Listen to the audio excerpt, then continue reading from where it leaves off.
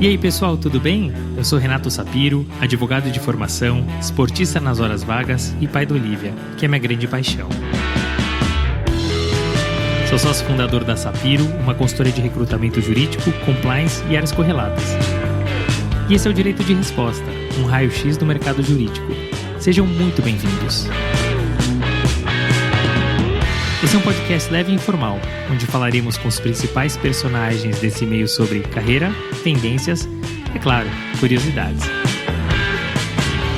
E esse é um podcast quinzenal, então já sabe, temos um encontro marcado segunda sim, segunda não.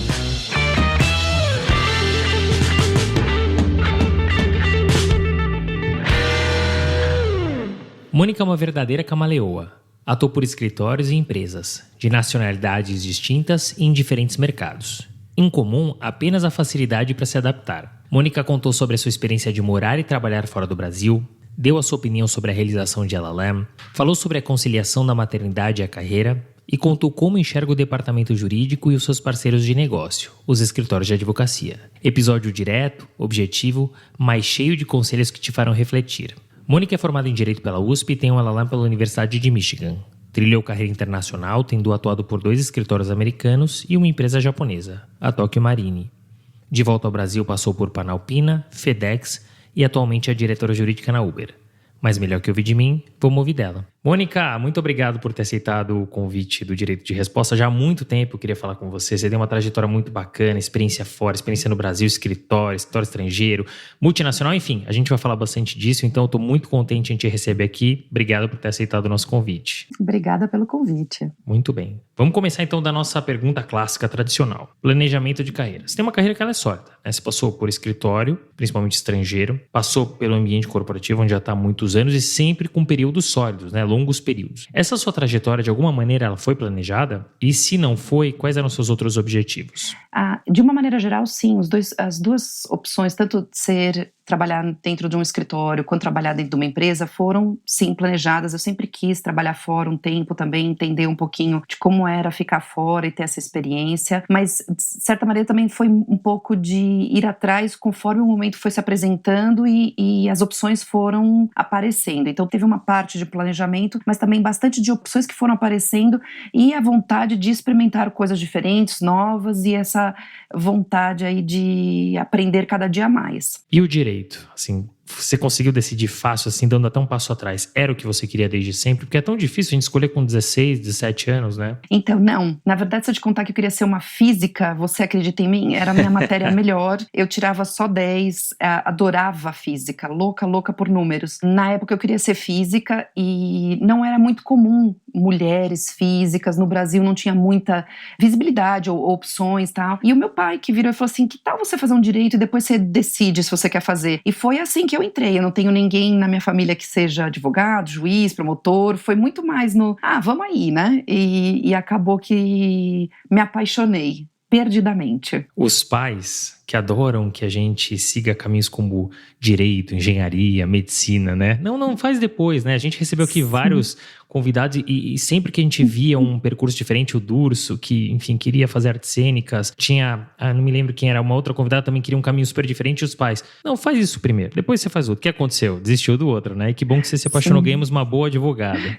Eu me apaixonei loucamente. Mônica, falando de trajetória internacional, já que você tocou nesse assunto, você fez um LLM na Universidade de Michigan e depois você trabalhou num escritório estrangeiro, até, se não me engano, foi um caminho igual da Giedre Carneiro, que a gente recebeu aqui, né? Sim. Mesma faculdade, acho que um ano depois, e mesmo escritório. Por que você decidiu fazer um LLM? E você fez um LLM muito cedo, né? Acho que 1 ou 2 anos depois que você se formou. Sim. Você acha que foi o timing correto? Ou você, se pudesse voltar atrás, faria diferente? E para fechar, o que o LLM te agregou na tua vida? E eu digo tanto pessoal quanto profissional.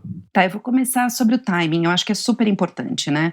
Eu me formei com 21 anos. Eu me achava muito jovem à época para começar efetivamente a ter uma carreira e focar nisso. Porque para mim sempre... Nunca houve a discussão se eu ia ou não ter uma carreira. Sempre foi uma parte bem importante importante no meu planejamento, né? À época, surgiu essa ideia de, falando com uma pessoa que tinha ido à minha frente, eu trabalhei um tempo no Pinheiro Neto enquanto estagiária, uma pessoa que tinha ido e falado, olha, é uma possibilidade, daí eu fui investigar, e Michigan tinha um programa muito legal, realmente era uma exceção à época, né? Eu já fiz isso aí, sei lá, há mais de 25 anos. Então, assim, era menos comum do que é hoje em dia, né? Sobre ser ou não o momento certo, eu acho assim, pra mim foi super ideal, porque eu achei que eu ainda não tinha aprendido o que eu precisava aprender para começar na minha carreira de advogada. No entanto, hoje, olhando um pouquinho mais para frente, eu acho que existe sim um valor muito grande de você advogar por um tempo e depois fazer uma pós-graduação, seja fora, seja aqui, porque a maneira com a qual você olha, como você estuda, como você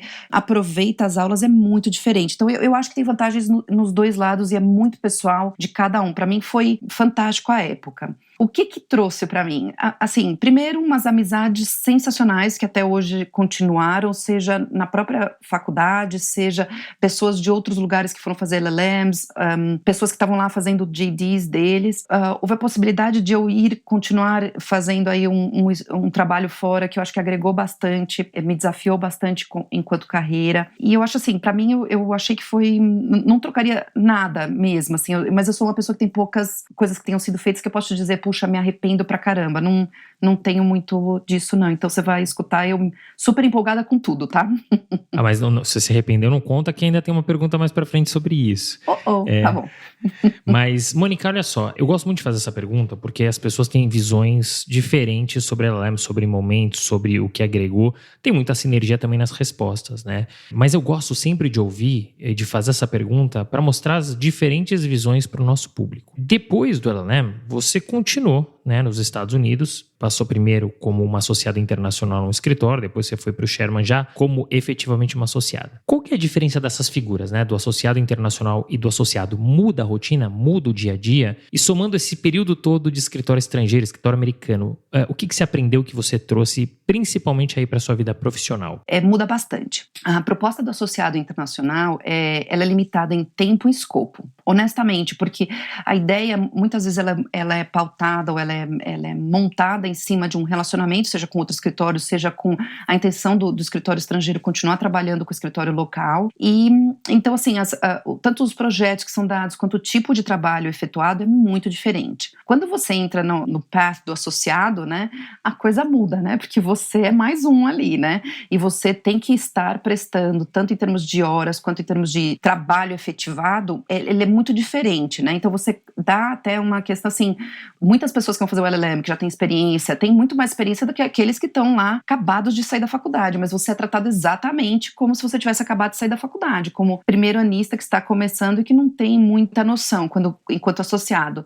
Já como internacional você já tem noção, as pessoas entendem que você tem outra experiência e que está lá por uma complementação ou por uma experiência diferente ou uma vivência diferenciada. Então os caminhos são bem, bem distintos. Existe também, em termos do que mudou, eu acho assim, uma das coisas, o americano ele é muito direto, é muito claro, objetivo, e isso para mim, sem dúvida, faz muito parte de quem eu sou e de como eu trabalho. Então toda a parte que historicamente, principalmente do direito, que era muito, eu uso essa palavra bem assim, tranquilamente assim, mas mais florida, mais rebuscada, talvez seja o termo melhor, o americano não tem, ele é muito mais direto, muito mais simples de uma certa maneira, e eu acho que isso é uma diferença muito grande entre os dois, que para mim pautou muito da minha vida profissional, inclusive depois que eu voltei, continua isso sendo muito do meu jeito de ser, é mais direto mesmo. Isso é muito do estilo americano, eu acho. E é muito curiosa essa sua resposta, até imaginava que você fosse trazer isso, porque quando você fala de cultura americana, de empresas americanas, no caso dos escritórios, é isso mesmo, é papum, objetivo, vamos lá, vamos resolver, e não tem muita, entre aspas, frescura, né? O importante é se resolver. Só que de lá, você saiu depois de muitos anos em escritório estrangeiro e mudou para o ambiente corporativo, mudança 1. Continuou nos Estados Unidos, perfeito. Mas aí você foi para Tokyo Marine, uma empresa japonesa, que é uma cultura mais tradicional, um outro formato de trabalho. Como é que foi esse impacto? Como foi esse movimento e como foi o impacto inicial, como você fez para se adaptar também? Depois de um tempo no escritório, eu fiquei lá 7 anos, eu achava que a parte que estava me faltando, que eu sentia falta, era estar bem inserida no negócio. Então eu queria estar no negócio, como eu te falei, eu adoro números, adoro a parte do administrativo, então para mim estava fazendo falta isso. O advogado externo, ele acaba entrando para alguma coisa pontual e saindo. Quando você está lá, você acaba sendo parte do problema e da solução, né? E era uma coisa que eu estava buscando. A Tokio Marine tinha acabado de adquirir a Real Seguros no Brasil, e eles estavam procurando alguém para montar toda a parte de América Latina, tanto em compliance quanto em direito, né, com a parte efetivamente jurídica. Compliance naquela época, era 2005, tinha acabado de surgir, ninguém ainda falava muito disso, era uma indústria de seguros, mas era uma empresa centenária no Japão e era para trabalhar direto com os japoneses, eu não tinha nada a ver com a operação americana naquele momento inicial. Para mim foi sensacional, é uma mudança brutal, porque a cultura japonesa ela é muito diferente, é muito tradicional e aquela época ainda era muito arraigada, né? As pessoas com quem eu estava trabalhando eram japoneses, inclusive expatriados para os Estados Unidos. Então, assim, teve muita diferença em termos de cultura. Achei que foi uma experiência sensacional, porque foi, de novo, um aprendizado enorme para você sair do mundo de escritório para o mundo corporativo, né? Essa mudança é muito grande. E eu falo para qualquer pessoa que eu converse e que a gente discuta aí, que está pensando em fazer essa mudança, são 2 mundos completamente diferentes, 2 mundos que não têm comparação em muitas maneiras. Mas você tem essa mudança. E depois você tem uma mudança que é assim, o americano, aquilo que a gente falou, ele é mais direta. O japonês, ele fala, até o falar, a língua japonesa, ela é indireta. Então é uma mudança e uma adaptação cultural muito grande também, né? E ainda depois com a interação com aquela empresa que eles tinham comprado no Brasil, que também estava se juntando a uma empresa japonesa. Então foi um momento bem sui generis, eu acho. E a tua trajetória, a gente vai falar isso, mostra, você é uma camaleoa, né? Porque você vai se adaptando diversos ambientes, empresa, escritório, aí vai para segmento distinto. Então, vai ser muito legal contar essa sua trajetória. E eu imagino a mistura que era, né? Cultura americana para japonesa, para atuar com o Brasil, quer dizer, é muita coisa para você se adaptar, né? Depois você veio para o Brasil, né? Eu queria entender assim, ainda pela Tokio Marine, primeiro, o que te motivou a vir para cá? E segundo, quando você veio para cá, além do jurídico, você assumiu a área de RH também. O que mudou na tua rotina? A mudança para a Tokio Marine foi bem diferente, no sentido assim, eu tinha lá, estava nos Estados Unidos, eu estava trabalhando, eu tinha acabado de ter um bebê em 2008, e a gente estava começando a ter eu estava tendo muitas viagens, eu passava muito tempo no Brasil já à época, porque a operação do Brasil acabava sendo, na América Latina, a mais importante, a mais relevante, e a que tomava a maioria do meu tempo. Naquela época, os japoneses me ofereceram uma novidade, que era eu ser uma expatriada, era a primeira mulher e a primeira não japonesa a ser expatriada. Então eu fui expatriada de volta para o Brasil à época, que foi uma super honra, uma coisa bem bacana, e eles à época precisavam de um foco também no RH. As empresas com as quais eu trabalhei são todas de serviço, né? Se você não tem a parte de pessoas correto, o business não funciona. Então assim, eu sou muito pessoas, eu acho que é muito importante isso. O desafio do RH para mim foi enorme. Quando você vem, né, da parte do treinamento jurídico, você acaba se focando mais em alguns skills que são muito diferentes das pessoas que têm formação de RH, né?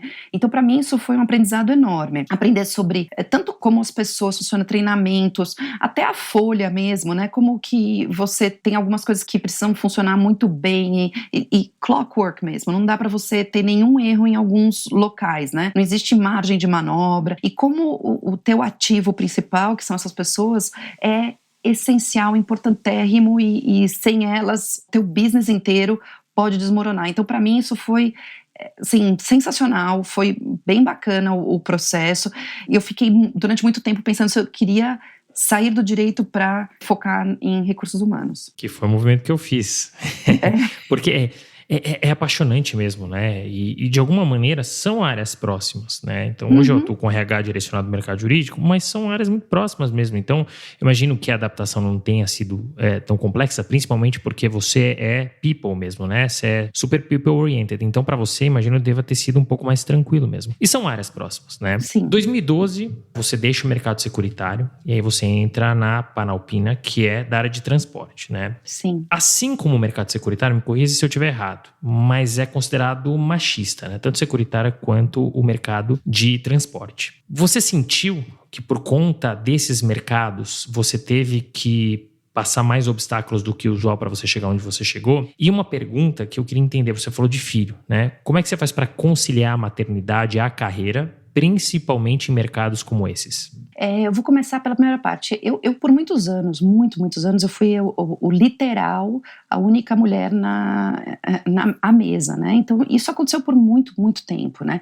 Eu acho que sim, por causa do mercado, assim como também por uma questão histórica, né? A mulher, por muitos desistiu, ou não é que desistiu. Eu acho que é muito mais a fase de você não ter uma infraestrutura ali que te suporte, que dê a permissão de você experimentar outras coisas, de você poder andar com a sua carreira, que liga muito com essa parte de maternidade, né, Renata, na maioria das mulheres. Para mim, a maternidade, eu acho que me fez uma melhor advogada. De longe, eu me senti, a partir do momento que eu virei mãe, uma melhor advogada. E eu vou comentar uma coisa na sua pergunta que eu adorei. Você usou a palavra conciliar, né? Não dar conta de. Porque eu acho que isso que é importante para cada uma das mulheres que está aí, né? A gente não dá conta de tudo, não existe isso, não existe uma mulher que vai te dizer que ela dá conta de tudo, não importa qual escolha que ela faça, né? A minha escolha foi continuar trabalhando e continuar em posições que me demandavam muito tempo. Eu tenho uma família sensacional, tanto o meu marido, quanto os meninos, quanto a minha mãe e meu pai que me ajudam com essa infraestrutura. Tenho amigos maravilhosos que sempre ajudam quando você precisa, porque você precisa de ajuda muitas vezes, sabe? Seja para buscar uma criança, para levar uma criança, para ficar com a criança no fim de semana quando você está tendo que viajar porque você foi ou para o Japão, ou para a Suíça, ou para Miami, sei lá. Você tem que ter essa infraestrutura. Então ajuda muito você ter e aprender a confiar e a contar com essas pessoas faz muita diferença na vida. Eu concordo totalmente. Sendo pai, eu já entendo muito mais, né? Uma responsabilidade que assim, maternidade é uma dádiva, mas traz responsabilidades e o pai tem que estar junto. Sempre. É responsabilidade igual. Não é vou ajudar, é sua responsabilidade, meu filho. Não tem, né? Tem que assumir. E é bom sempre ter, claro, suporte de família, amigos, né? Porque não somos máquinas. É impossível, por isso conciliar. É impossível fazer tudo, né? E ainda que você consiga fazer tudo, você vai fazer tudo mais ou menos, né? Não tem como fazer tudo muito bem feito, né? Mas você acha que você falou um pouco da conciliação da maternidade, que foi muito bacana ouvir de você, como você fez, mas você acha que esses mercados, eles de alguma maneira te impuseram mais obstáculos para o teu crescimento? Eu não poderia te dizer se mais, tá? Renato, fica muito difícil eu comparar com outra área. Eu acho assim, a mulher, ela teve eu vejo isso mudando, realmente as empresas fazendo um esforço real, seja com as mulheres, seja com qualquer outra minoria, né? Eu acho que, e assim, para ser muito justa com os dois lados, tá? Eu acho que quando você é a maioria, você não se dá conta de uma outra minoria, seja você em qual grupo você se encaixe, né? Então eu acho assim, durante muito tempo, eram homens que iam trabalhar, né? Ou seja, nunca houve a necessidade deles entenderem que a mulher, ela volta de uma licença maternidade, pode ter algum tempo para se acostumar, ou que alguma outra pessoa pode achar que algumas piadas não são interessantes, não são apropriadas. Então, assim, você tem que ter essas discussões, dar essa informação, abrir essas conversas. Eu acho assim, eu tive muitas situações, e eu acho que qualquer mulher com quem você converse no mercado, ela vai ter histórias e histórias para te contar. Eu não sei se elas são só dos mercados nos quais eu trabalhei. Honestamente, eu acho que é uma questão até da gente se posicionar, discutir, conversar sobre esses assuntos, que é uma coisa que para mim tem sido muito importante. A gente ter essas conversas, e não são conversas necessariamente fáceis de ter, mas que são importantes, porque enquanto você não faz a outra pessoa ver que existe um outro lado, fica muito difícil de qualquer mudança ser realizada, né? Então eu acho assim, sim, são mercados tradicionalmente mais liderados por homens, mas eu não sei se é muito diferente se você for para alguma outra área que não seja liderada. Eu não tenho essa comparação, porque a minha trajetória sim foi muito mais nesses mercados que tradicionalmente e durante a minha passagem eram mais masculinos. E você trouxe um ponto importante, a gente precisa falar mesmo, né? É porque a gente tem que mexer na ferida. Se a gente não mexer na ferida, a gente nunca vai sanar ela, né? A gente tá falando de um problema de sociedade, foi o que você falou. Era desse jeito. Mas mudou e por isso que a gente precisa falar, a gente precisa mostrar, a gente precisa ensinar, a gente precisa conversar, porque senão não vai mudar mesmo, né? Então, é por isso que eu gosto sempre de fazer essa pergunta, de trazer esse tema que é um tema que não é meu lugar de fala, mas que eu preciso dar a oportunidade de ser falado e discutido, porque é isso, as pessoas elas têm que aprender, né? Essa é, graças a Deus, uma nova realidade. A gente está falando de equidade, esse é o momento da nossa sociedade e é por isso que a gente tem que batalhar, né? Bom, 2015, você muda de empresa, você vai para a FedEx, que é uma empresa americana, uma empresa com um perfil diferente das empresas que você tinha atuado até então. O que acaba mudando na tua rotina? E mais do que isso, o que brilhou os olhos? O que te chamou a atenção para ir para a FedEx? A FedEx é a FedEx, né? Todo mundo, se você fala FedEx, todo mundo sabe quem é a FedEx. Exatamente. À época, eu achei que tinha aí uma oportunidade sensacional. De novo, coincidentemente ou não, a FedEx tinha acabado de adquirir uma empresa local que estava sendo incorporado, estava no processo de incorporação, né? Estávamos nesse momento e tinha uma série de desafios, né? Desde pessoas, de cultura, até processos, procedimentos, revisão, implementação de uma série de standards diferenciados do que vinha sendo feito historicamente. Achei que a proposta foi sensacional nesse aspecto aí desse desafio e fui super feliz, né? Durante muito tempo voando entre Recife e São Paulo, onde ficava a sede da empresa, e foi uma jornada aí muito, muito, muito legal. Quando eu penso em FedEx, eu penso no filme, eu sempre lembro do filme do Tom Hanks, O Náufrago, né? É bacana, né? Ele cai do avião e aqueles pacotes, você quer saber o que tem dentro, que é uma empresa realmente assim, você pensa, uma empresa relacionada ao Correios, entrega, a primeira empresa que eu penso, o FedEx, né? E aí, aqui eu tenho algumas perguntas, né? Você está falando de uma empresa americana, você está trabalhando na filial, né? Assim como na Tokyo Marine, você trabalha em 2 filiais, na americana e na brasileira. Primeira pergunta, assim, o que muda quando você está numa filial? E segunda delas, assim, normalmente quando a gente pensa em headquarter, aqui no Brasil, a gente pensa principalmente em São Paulo, Rio de Janeiro, por vezes BH. Qual foi a estratégia da empresa para alocar a sede em Pernambuco? Eu vou mencionar bem rapidinho, na verdade, como eu te falei, a FedEx tinha acabado de adquirir uma empresa e a sede da empresa era em Pernambuco. Por isso que foi uma questão aí do processo de aquisição mesmo, né? Sobre trabalhar numa filial, eu acho que tem uma série de coisas boas e mais difíceis, né? Você está um pouco mais longe. Então acaba que isso cria uma dificuldade, muitas vezes, de você traduzir o que está passando, principalmente no Brasil, né, Renato? Assim, nós vamos conversar, explicar para um europeu, para um japonês, para um americano, como que funciona um processo, o que quer dizer as várias partes processuais, por que um contrato assinado não é válido, mesmo tendo sido passado pelo juiz, por que ele pode decretar que não é válido. São conceitos que para outras jurisdições são muito, muito estrangeiros, né? Então, parte do teu trabalho é traduzir, muito mais do que a língua, né? O que isso significa do outro lado para o teu interlocutor, né? O fato de você estar aqui também, o que acontece? Muitas vezes vem muitas decisões que são tomadas globalmente, né? Em termos de headquarter global, e que são implementadas, que algumas vezes têm que ser adaptadas. Então, parte do teu trabalho também é entender o que você precisa fazer para estar em linha e estar sempre alinhado com o teu headquarter e com a orientação global, versus o que é necessário para você cumprir com a legislação, costumes, regulamentos locais. Então, te cria um desafio adicional aí, eu acho, pelo menos. E você traz um ponto importante, Brasil, né? O Brasil é um país sui generis, a forma como a gente lida aqui, a nossa legislação, os impactos, é tudo diferente, né? E aí, em 2021, você muda para Uber, que, já é uma empresa disruptiva, já trabalha de um jeito diferente. E que muitos dos assuntos que ela trata não tinha legislação, ainda não tem legislação, e você tem toda uma discussão, porque mexe com o status quo, né? Então, quem trabalha no mercado não quer mexer, enfim. Então, você tem uma série de fatores em relação a isso. Eu brinco aqui que não é que você mudou da água para o vinho, né? Você mudou da água para o azeite, você mudou completamente, né? Sim. E aí, para acrescentar aí um saborzinho a essa equação, você muda no meio da pandemia. né? Onde as pessoas estão trabalhando de casa, onde você sequer conhece as pessoas, onde você tem que fazer a gestão à distância. Não é que você entra como uma pessoa na empresa, que já não seria fácil. Você vai fazer gestão de uma equipe, né? Como é que foi esse mixed feelings, assim, de entrar numa empresa nova, disruptiva, no mercado diferente, mostrar isso para fora, home office, enfim, tudo isso junto e misturado? É muito interessante você mencionar isso, né, Renato? Porque quando a gente começou o processo de pandemia e tivemos que ficar em home office, eu já conhecia todo mundo. Então, realmente, é muito diferente você ter uma conversa em vídeo com alguém que você conhece, porque algumas das nuances corporais, verbais, você já sabe o que quer dizer, ou qual é o resto do teu corpo, as mãos, como elas estão se mexendo. Então, acho assim, tem muito disso que ajuda. Quando eu comecei na Uber, eu literalmente não conhecia ninguém. As minhas entrevistas foram todas feitas por Zoom.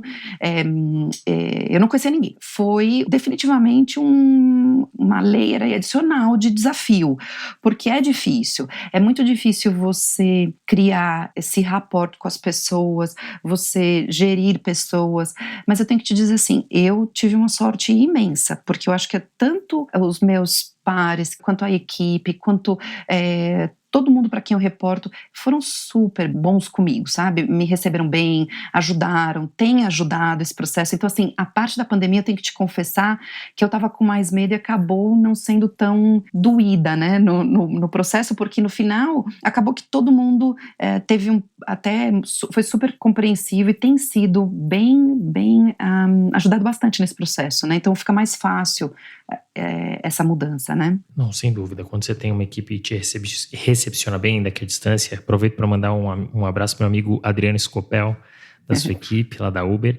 Isso, claro, facilita muito, mas a gente está se adaptando, a gente está se ambientando, né? Já é difícil, o que eu falei, para uma pessoa que simplesmente entra na empresa. Você entrar num cargo de gestão, um cargo importante, numa empresa que é disruptiva e que vai ter uma série de batalhas, como a gente vai mencionar aqui, eu imagino que tenha sido fácil. Então, se você não for abraçada, fica muito mais difícil, né? A gente recebeu aqui, no 17º episódio, o Giovanni Ravagnani. Ele é Head de Legal da Boozer, que também é uma empresa super disruptiva e, enfim, eu acompanho ele. Enfim, ele acaba postando das ações que tem contra a Boozer e as batalhas que ele tem, porque é uma empresa disruptiva e que está tentando mudar o status quo e incomoda, né? Só que é um tanto quanto complexo, Mônica, porque uma decisão pode literalmente acabar com uma operação, né? A Boozer é uma empresa brasileira, a Uber não, mas ela simplesmente pode deixar o mercado brasileiro, né? Porque se você tiver uma decisão como o que o TST está ensaiando fazer, de gerar o vínculo empregatício com o motorista, você faz um negócio por água abaixo, né? Como é que você faz para gerir situações como essa, ou é possível dirimir esse tipo de risco?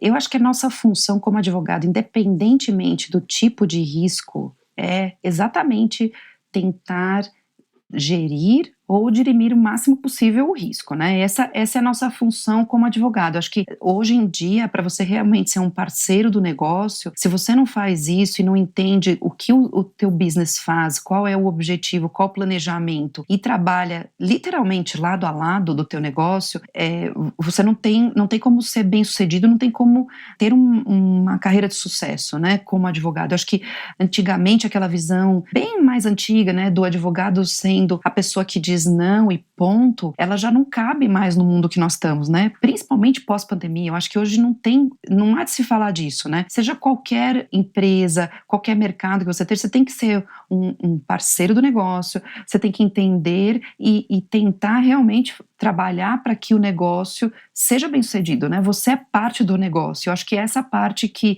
me fascina, que eu adoro e que realmente eu tomo como parte do meu dia a dia. Então, eu acho que isso, se você não tem, não há como ser um bom, bem-sucedido advogado de uma empresa. E eu concordo plenamente com você, e a gente vai entrar daqui a pouquinho na figura do advogado, seja o corporativo ou do escritório de advocacia. Tem coisas que você consegue gerir, né, ou dirimir, mas tem certas decisões que fogem à tua alçada, como uma eventual decisão do Tribunal Superior do Trabalho, que realmente pode findar como operação, como importante operação no Brasil.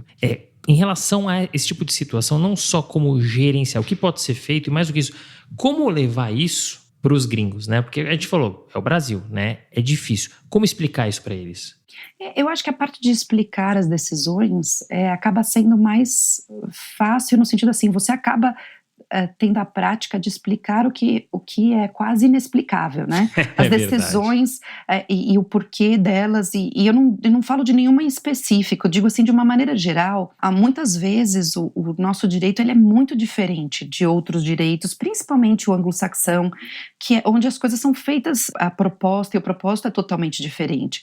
E eu acho que o processo de você explicar e de você tentar traduzir, eu fico insistindo nessa palavra, mas eu não vejo uma melhor para você explicar para outras pessoas que não têm esse background, que não entendem da onde que estão vindo as decisões e o porquê delas. É uma característica super importante e muito útil você ter como advogado, principalmente quando você está numa multinacional, onde você tem que ter esse reporte, tem que ter essa interação aí com o seu headquarter. E é interessante você falar do sistema, né? Porque você está falando principalmente das empresas americanas, comum lá, pautado lá em decisões, né? Em vivências, o que já aconteceu. Aqui não, aqui é lei, você interpreta muitas vezes como você quiser. Às vezes uma interpretação que é, como você falou, inexplicável, mas é pautado na lei e o juiz vai lá e decide. Muitas vezes um juiz até monocrático decide, toma uma decisão que pode impactar mesmo um negócio. Um juiz, uma pessoa, uma cabeça, uma interpretação, né? Então olha que loucura, né? E você trouxe um ponto muito importante, Mônica, que é a figura do advogado e a área jurídica dentro de uma empresa. Antigamente, concordo plenamente com você, área custo. Hoje, é uma área absolutamente estratégica e importante, é uma área de negócio para a empresa. E o advogado aqui, ele precisa viabilizar o negócio, né? Não é dizer não, esses são os riscos, vocês querem assumir, né? É pôr na mesa os riscos. A figura, e você que já passou dos dois lados da mesa, a figura do advogado de escritório, ela é diferente desse perfil de advogado de empresa? E você, estando tantos anos dentro do ambiente corporativo, o que você espera dos escritórios que você contrata? Eu digo dos escritórios e das pessoas que trabalham nos escritórios. Eu vejo, sim, muito diferente, tá, Renato? Eu ainda continuo achando que o escritório externo, ele acaba, por uma série de razões, né? Seja porque tem muitos clientes, seja porque tem o risco e o apetite de risco dele não necessariamente é o mesmo da empresa e talvez até não tenha nenhuma maneira de medir esse apetite, né? O advogado externo. Ele acaba sendo bem diferente. Eu acho que para qualquer advogado corporativo com quem você fale, a gente precisa também desse parceiro de negócios. Do mesmo jeito que nós tivemos que nos adaptar e criar essa figura de parceiro e de entrar no negócio, ter esse parceiro nosso. Você vai falar assim, mas então qual a diferença do advogado externo e do interno? Quando eu falo de parceiro de negócio, eu não estou falando de um parceiro do negócio da empresa, do negócio do departamento. Seja ele, você pode montar uma série de estratégias como departamento jurídico, que o teu advogado externo pode te ajudar, pode entrar, pode te dar esse suporte e essa parceria é muito importante. Eu acho que isso faz a diferença e faz com que você veja a diferença de um escritório que está engajado, que está querendo fazer parte aí do processo e outros escritórios que talvez não tenham ainda se adaptado a essa nova realidade, necessidade desses departamentos que estão hoje sendo cobrados até, né, de ser esse parceiro do negócio. E eu concordo plenamente com você. Assim como a figura do advogado corporativo mudou, a figura do escritório de advocacia do advogado, do escritório também mudou. É importante você conhecer o negócio do teu cliente. É claro que você não vai ter a informação completa, né, 360 graus, mas tendo a informação, o que você puder assessorar o teu cliente trazendo, eventualmente, novas decisões ou novas visões, vai complementar, sem dúvida nenhuma, com a informação que o advogado interno tem, né? E ainda falando de times, Mônica, você prefere trabalhar com times mais enxutos ou mais robustos e o porquê? Eu honestamente eu não tenho muita preferência, tá, Renato? Acho que sim, eu sou muito a favor de ter um time interno que esteja envolvido com o negócio, né? Como de novo, eu bato na mesma tecla. Eu acho que hoje o advogado tem que ser um parceiro de negócios e não é o diretor jurídico, é o departamento inteiro. Então depende do tipo de negócio e do tipo de demanda que o teu negócio te traz, você vai precisar de mais ou menos pessoas para dar vazão a essa demanda. Eu acredito que esse adicional de conhecimento que o advogado interno tem e do envolvimento até no dia a dia do negócio da companhia faz com que você tenha uma série de ferramentas e uma série de possibilidades de transformar o teu departamento e de fazer com que ele seja realmente um departamento diferenciado, um departamento que entregue junto com o business, né? E se você tem pessoas que estão alinhadas e que estão sempre buscando melhorias ou conhecimento ou desenvolvimento, não é um número de pessoas, eu acho que é muito mais o perfil das pessoas que compõem o departamento. E é interessante, eu fiz essa pergunta porque eu fiquei pensando, né, o que faz mais sentido? Ter um time mais robusto, que desafoga o gestor, ter um time mais enxuto, onde todos têm a participação. Inclusive, o que me motivou a fazer essa pergunta é um livro que eu estou lendo da Netflix, A Regra Não Ter Regra, inclusive indico, muito bom e bem provocativo. E lá, para eles, o importante é ter um time mais enxuto, onde todos têm uma participação mais ativa. Eles usam um termo que eu não me lembro, coeficiente de inteligência, enfim, não me recordo, mas é interessante a visão deles, por isso que eu queria ter a sua, né? Agora sim a gente vai falar de arrependimentos, né? Você tem uma carreira de muito sucesso, Mônica, isso tá muito claro, a gente falou lá no começo, uma carreira que, ainda que não tenha sido planejada, é muito bem desenhada, com longas passagens, com muitos desafios. Você se arrepende de algo que você tenha feito ao longo da tua trajetória? E onde você quer chegar? Honestamente, eu não sou uma pessoa muito de arrependimentos, tá, Renato? Eu sei disso quando me perguntam assim, mas Mônica, você não sente saudade de Nova York? Você não tem vontade de voltar? Eu não tenho. E para mim isso é uma coisa muito simples. Eu curti demais, eu aproveitei demais cada momento e cada passagem. E eu falo isso muito para as pessoas. Aproveite o momento que você está, porque hoje eu vejo muitas das pessoas tendo muita ansiedade de passar para o próximo. O que vai ser? Quando eu vou ser promovido? Quando eu vou chegar? E eu acho que acaba que você não está curtindo essa jornada, né? E eu acho que isso vem com a velhice, tá, Renato? Assim, honestamente. Você vai ficando velho e vai ficando, né? Com essas coisas de... Você fala, poxa, tem sido uma jornada tão bacana e é isso mesmo que você fica, né? Não é para onde você vai. Isso, eu não quero sair como advogada na tua pergunta. Para onde eu vou, eu não tenho muita ideia. Hoje eu tô super feliz onde eu estou, sabe? Eu tô com os desafios que a gente já conversou, numa indústria diferente, num momento diferente. O mundo mudou, né? Nós estamos no meio de uma guerra. Nós estamos, assim, é muito difícil hoje, eu não consigo, eu vejo um mundo diferente do que era há 10 anos atrás, onde você conseguia fazer um certo plano e conseguir pensar. Hoje eu tenho mais, vamos indo com menos pensamento assim, daqui a tanto tempo eu tenho que estar fazendo isso. Eu estou muito mais curtindo, enjoying the ride, literalmente, sabe? Eu vou te dar um outro livro que é muito bom, The Ride of a Lifetime, que também é um que me inspirou, sabe? Eu vou ler o da Netflix também, mas esse aí também, porque é exatamente curtir o processo de você ir passando por esses momentos, porque eles são super importantes para você ser o que você vai ser agora no futuro, né? E eu adorei a sua resposta. Essa é uma pergunta, eu fazia sempre a pergunta do arrependimento. E aí eu comecei a fazer a pergunta do futuro. É mais recente, acho que tem 3 ou 4 episódios. Todas as respostas foram na mesma linha. Eu tô feliz agora, não sei, lá na frente eu quero continuar sendo feliz, né? Eu quero continuar sendo desafiado.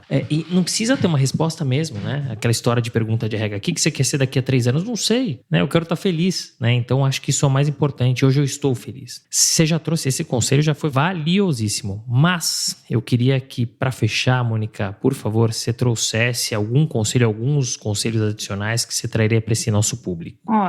Dos temas que a gente falou hoje, tá, Renato? Faça seu LLM.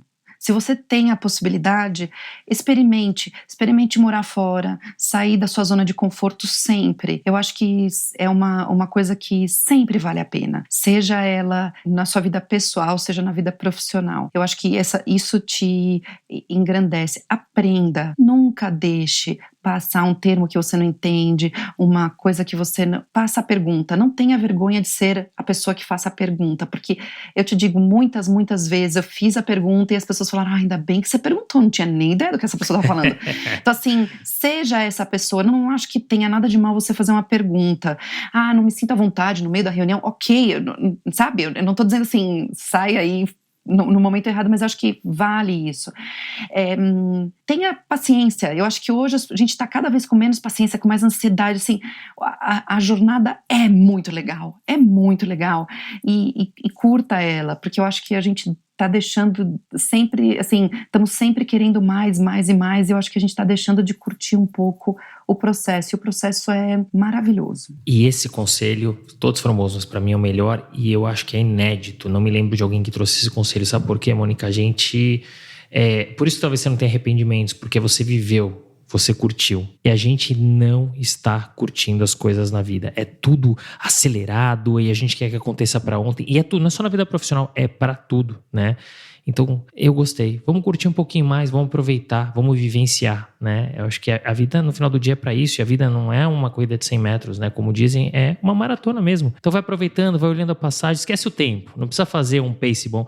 Vai olhando, vai curtindo, né?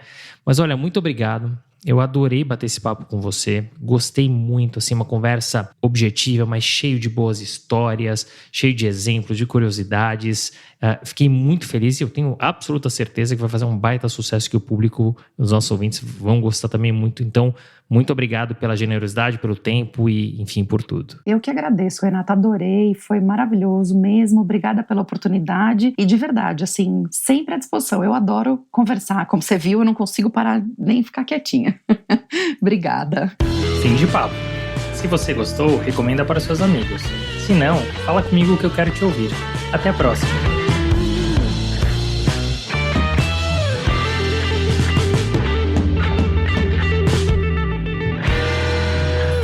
Uma produção, voz e conteúdo.